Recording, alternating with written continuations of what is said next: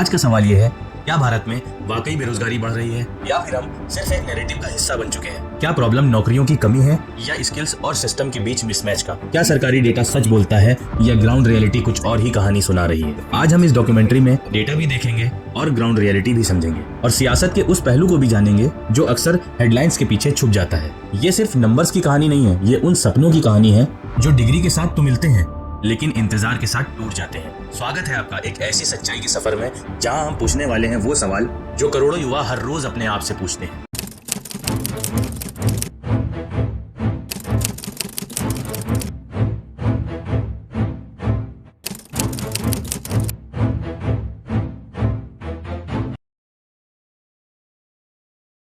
एक तरफ भारत दुनिया की सबसे तेज बढ़ती हुई इकोनॉमी होने का दावा करता है। जीडीपी ग्रोथ के नंबर्स हेडलाइन बनते हैं और सेंसेक्स नए रिकॉर्ड तोड़ता है। डिजिटल इंडिया, स्टार्टअप इंडिया और मेक इन इंडिया, हर तरफ सिर्फ और सिर्फ प्रोग्रेस की बात होती है। लेकिन दूसरी तरफ हर साल करोड़ों युवा सिर्फ एक सवाल पूछते हैं, नौकरी कहाँ है? रेलवे में एक छोटी सी वैकेंसी निकलती है जो सिर्फ कुछ हजार पदों के लिए होती है और फॉर्म भरने वालों की तादाद लाखों में पहुंच जाती है। एग्जाम सेंटर्स पर हजारों की भीड़ होती है और खबर आती है पेपर लीक की, और अगर पेपर लीक नहीं हुआ तो सालों तक रिजल्ट का इंतजार करना पड़ता है। इंजीनियरिंग की डिग्री हाथ में है। पेरेंट्स ने सपने देखे थे कि बेटा इंजीनियर बनेगा और घर की तकदीर बदलेगा, लेकिन डिग्री लेने के बाद रियलिटी कुछ और होती है। जॉब तो मिलती है लेकिन सिर्फ और सिर्फ डिलीवरी ऐप पर या 8 से 10 हजार की कोई प्राइवेट नौकरी। गांव हो या शहर, पढ़े लिखे युवा आपको ज्यादातर चाय की दुकानों पर बैठे मिल जाते हैं। कॉम्पिटिटिव एग्जाम की तैयारी करते करते उनकी उम्र निकल जाती है और हर नया नोटिफिकेशन उम्मीद भी होता है और डर भी होता है। हर साल सरकारी नौकरियों के लिए लाखों नहीं कभी कभी करोड़ों एप्लीकेशंस आ जाती हैं। सोचिए, एक पोस्ट के लिए हजारों कैंडिडेट। ये सिर्फ कंपटीशन नहीं है, ये एक जनरेशन का डेस्परेशन है। सरकारी नौकरी सिर्फ एक जॉब नहीं रही, ये स्टेबिलिटी का सिंबल है। परमानेंट सैलरी, सोशल रिस्पेक्ट और एक सिक्योर फ्यूचर का भरोसा। इसी भरोसे के लिए गांव हो या शहर, कोचिंग सेंटर्स भरे हुए हैं। सुबह 5 बजे से लाइब्रेरी में लाइन लग जाती है। छोटे छोटे कमरों में 5-5 स्टूडेंट्स एक साथ तैयारी करते हैं और हर कमरे की दीवार पर सिर्फ एक सपना लिखा होता है, सिलेक्शन। पेरेंट्स अपनी जमीन तक बेच देते हैं, माँ अपने गहने गिरवी रख देती है, बाप अपनी रिटायरमेंट का सारा पैसा फीस में जमा कर देता है, क्योंकि उन्हें लगता है सिर्फ एक बार बेटे या बेटी का सिलेक्शन हो जाए तो सारी की सारी मुश्किलें खत्म हो जाएंगी। लेकिन कहानी यहीं खत्म नहीं होती। जब पेपर लीक हो जाता है, जब एग्जाम कैंसिल हो जाता है और या जब रिजल्ट सालों तक लटका रहता है, तो वो सिर्फ एक एग्जाम कैंसिल नहीं होता बल्कि एप्लीकेंट की सालों की मेहनत बेकार हो जाती है। कभी कभी 2 साल या कभी पूरी जवानी। और सबसे ज्यादा टूटता है उम्मीद का भरोसा। स्टूडेंट फिर से तैयारी शुरू करता है, फिर से फॉर्म भरता है, फिर से फीस देता है और फिर इंतजार करता है। सवाल ये है, क्या सिस्टम इतने करोड़ युवाओं को एब्जॉर्ब करने के लिए तैयार है, या फिर हम एक ऐसे चक्रव्यूह में फंस चुके हैं जहां एंट्री तो सब कर लेते हैं लेकिन एग्जिट बहुत कम लोगों को मिलता है। ये कहानी सिर्फ बेरोजगारी की नहीं, ये कहानी है सेक्रीफाइस की, ये कहानी है इंतजार की, और ये कहानी है उस जनरेशन की जो हर रोज एक नया फॉर्म भरकर अपनी किस्मत भरने की तैयारी करता है। अब सवाल उठता है, क्या ये सिर्फ महसूस की हुई समस्या है या डेटा भी इसी तरफ इशारा करता है? सरकारी सर्वेस जैसे पीरियोडिक लेबर फोर्स सर्वेस, जिसे national sample survey office conduct करता है, उनके मुताबिक अनएम्प्लॉयमेंट रेट में सालों के दौरान उतार चढ़ाव दिखता है। कभी रेट नीचे आता है तो कभी थोड़ा बढ़ता है, लेकिन ओवरऑल तस्वीर एक कॉम्प्लेक्स स्टोरी बताती है। दूसरी तरफ private agency centre for monitoring Indian economy यानी कि CMIE अक्सर ज़्यादा अनएम्प्लॉयमेंट रेट रिपोर्ट करती है। यहाँ एक इम्पॉर्टेंट बात समझना बहुत ज़रूरी है। दोनों एजेंसी का सर्वे करने का तरीका अलग है, डेफिनीशन अलग है, सैंपल साइज अलग है, मेथडोलॉजी अलग है, इसलिए नंबर्स में फ़र्क दिखता है। लेकिन लास्ट में दोनों एक ही बात पर जाकर रुकते हैं। सबसे ज़्यादा परेशानी कहाँ है? एजुकेटेड यूथ में, ग्रेजुएट या डिग्री होल्डर में अनएम्प्लॉयमेंट रेट अक्सर आम लोगों से ज़्यादा पाया गया है। मतलब साफ है, डिग्री होने के बाद भी जॉब की गारंटी नहीं। सोचिए, जिस एजुकेशन को हम अपलिफ्टमेंट का जरिया मानते हैं वो कभी कभी परेशानी का सबब बन जाती है। इंजीनियरिंग, बीए, बीएससी या एमबीए सर्टिफिकेट्स तो अलमीरा में लग जाते हैं, लेकिन नौकरी का अपॉइंटमेंट लेटर नहीं आता।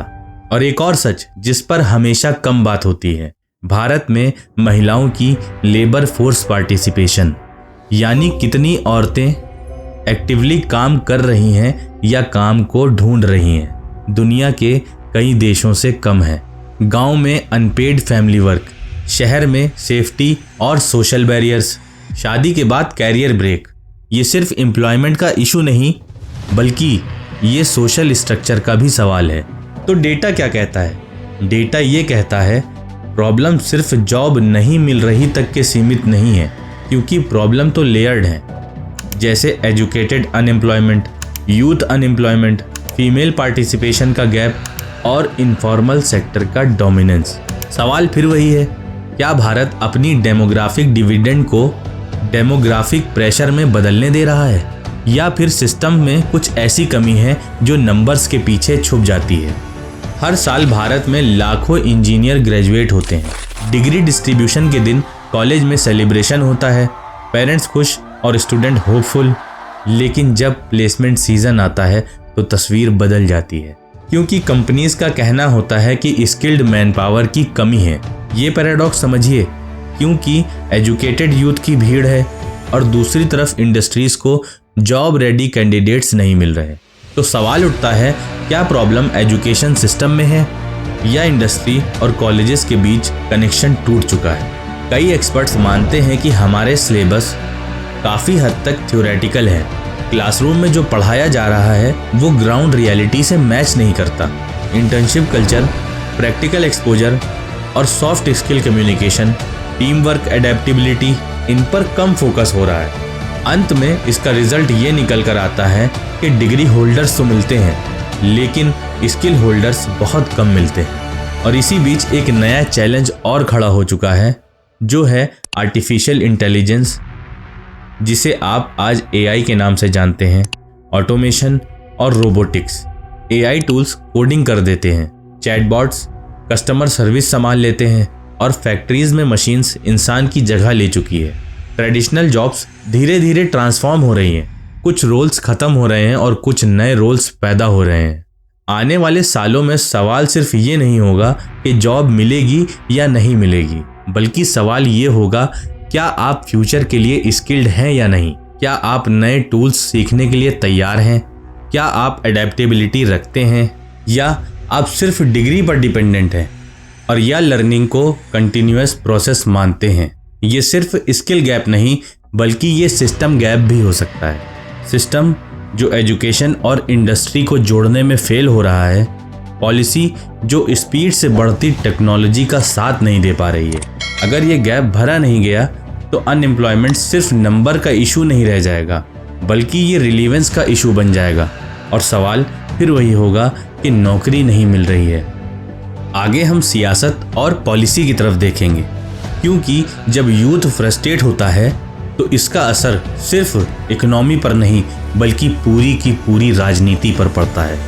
जब रोजगार की बात होती है तो डिबेट सिर्फ डेटा पर सीमित नहीं रह जाती, ये सियासी नैरेटिव का हिस्सा बन जाती है। सरकार का कहना है रिफॉर्म्स हो रहे हैं, नए नए सेक्टर्स खोले जा रहे हैं और एंटरप्रेन्योरशिप को बढ़ावा दिया जा रहा है। Startup India, make in India और डिजिटल इंडिया, इनका मकसद है नए मौके पैदा करना। सरकार ये भी कहती है कि इंफ्रास्ट्रक्चर प्रोजेक्ट्स, डिजिटल एक्सपेंशन और मैन्युफैक्चरिंग पुश लंबे दौर में एम्प्लॉयमेंट जनरेट करेंगे। वहीं दूसरी तरफ अपोजिशन का आरोप है ग्रोथ तो हो रही है लेकिन जॉब्स उतनी तेजी से नहीं मिल रही हैं। उनका कहना है जीडीपी के नंबर तो स्ट्रांग हो सकते हैं लेकिन एम्प्लॉयमेंट इंटेंसिटी कम हो गई है, यानी ग्रोथ हो रही है लेकिन उतनी नौकरियां क्रिएट नहीं हो रही हैं। तो सच क्या है? सच शायद कहीं बीच में रह जाता है, क्योंकि एक तरफ नई अपॉर्चुनिटीज जरूर बन रही हैं लेकिन उनका नेचर बदल रहा है। गिग इकोनॉमी बढ़ रही है, ऐप बेस्ड डिलीवरी बढ़ रही है, freelancing, short term contract job बढ़ रही हैं और परमानेंट सिक्योर जॉब कंपैरेटिवली कम हो रही हैं। ये नए मॉडल फ्लेक्सिबिलिटी तो देते हैं लेकिन स्टेबिलिटी नहीं देते, और यही सबसे बड़ा इमोशनल पॉइंट है। क्योंकि युवा सिर्फ नौकरी नहीं चाहता, वो स्टेबिलिटी चाहता है, सिक्योर फ्यूचर चाहता है, एक फिक्स्ड इनकम चाहता है और फ्यूचर का भरोसा। आज का सवाल सिर्फ ये नहीं है कि कितनी जॉब्स बनाई गईं, सवाल ये है कि उन जॉब्स की क्वालिटी क्या है, क्या वो सस्टेनेबल है, क्या वो लॉन्ग टर्म सिक्योरिटी और ग्रोथ देती हैं। रोजगार की डिबेट में सियासत अपनी जगह है, लेकिन असली कहानी उस युवा की है जो हर सुबह उठकर एक स्टेबल फ्यूचर की तलाश में निकलता है। लखनऊ हो, पटना हो, जयपुर हो या दिल्ली, हर जगह एक ही कहानी सुनाई देती है। छोटे कमरे में एक टेबल, उस पर किताबें और दीवार पर कैलेंडर, और एक लड़का या लड़की सपनों के साथ बैठा हुआ। कोई सोच रहा होता है कि 4 साल से तैयारी कर रहा हूँ, अब की मेंस क्लियर हो जाए, बस एक सिलेक्शन हो जाए। लेकिन वक्त रुकता नहीं। दोस्त शादी कर रहे हैं, कुछ प्राइवेट जॉब्स ज्वाइन कर चुके हैं और कुछ शहर छोड़कर वापस गांव जा चुके हैं, और ये युवा अब भी सिलेबस रिवाइज कर रहा है। अब उम्र निकल रही है।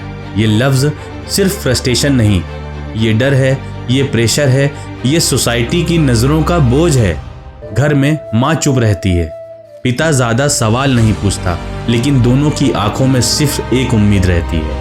हर एग्ज़ाम सिर्फ एक टेस्ट नहीं होता, वो पूरे परिवार का इम्तिहान होता है। ये सिर्फ अनएम्प्लॉयमेंट रेट का परसेंटेज नहीं, ये करोड़ों घरों की कहानी है। ये उन माँ बाप की कहानी है जो खुद की ज़रूरतें कम करके बच्चों की फॉर्म की फीस भरते हैं।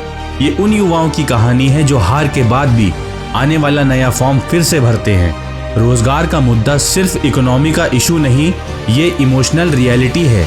और जब एक जनरेशन का सबसे बड़ा सपना सिर्फ एक स्टेबल जॉब बन जाए, तो समझ लीजिए कहानी सिर्फ नंबर्स की नहीं रही, वो कहानी बन जाती है उम्मीद और इंतजार की। सरकार का दावा है कि 2047 तक भारत एक विकसित देश बन जाएगा, एक ऐसा देश जो इकोनॉमिक पावर हो, जो ग्लोबल लीडर हो, दुनिया की सबसे बड़ी यंग पॉपुलेशन का फायदा उठाए। लेकिन एक बात याद रखना होगा कि डेवलप नेशन सिर्फ जीडीपी से नहीं बनता, सिर्फ एक्सप्रेसवे, मेट्रो और डिजिटल पेमेंट से नहीं बनता। वो बनता है रोजगार से, अपॉर्चुनिटीज से और यूथ के कॉन्फिडेंस से। आज भारत के पास दुनिया की सबसे बड़ी यूथ पॉपुलेशन है। ये डेमोग्राफिक डिविडेंड है, एक हिस्टोरिक अपॉर्चुनिटी। अगर इस युवा को सही स्किल मिला, सही डायरेक्शन मिला और सही अपॉर्चुनिटी मिली, तो भारत सिर्फ डेवलप नेशन नहीं बल्कि दुनिया भर में एक मिसाल बन सकता है। लेकिन अगर सपने टूटने लगें, अगर डिग्री फ्रस्ट्रेशन में बदलने लगे, अगर इंतजार ही जिंदगी बन जाए, तो सिर्फ एक कैरियर नहीं टूटेगा बल्कि देश का फ्यूचर टूट सकता है। रोजगार सिर्फ इकोनॉमिक स्टैटिस्टिक नहीं, ये सोशल स्टेबिलिटी का बेस है, ये पॉलिटिकल ट्रस्ट का फाउंडेशन है और ये हर घर की इज्जत और सुकून से जुड़ा हुआ मुद्दा है। क्योंकि 2047 का भारत आज के डिसीजन पर डिपेंड करता है, एजुकेशन सिस्टम पर, पॉलिसी पर, इंडस्ट्री के मॉडल पर और सबसे ज़्यादा इस बात पर कि हम अपने युवा को कितनी ज़्यादा अहमियत देते हैं। लेकिन घूम फिरकर सवाल अब भी वही है जो पहले था कि नौकरी कहाँ है। और शायद इससे भी बड़ा सवाल ये है, क्या हम मिलकर इसका जवाब ढूंढने के लिए तैयार हैं? इस वीडियो में बस इतना ही। मिलते हैं आपसे अगली वीडियो में एक अगली कहानी लेकर। अगर हमारी वीडियो का मैसेज आपको अच्छा लगे तो हमारे चैनल को सब्सक्राइब, वीडियो को लाइक और कमेंट ज़रूर करें।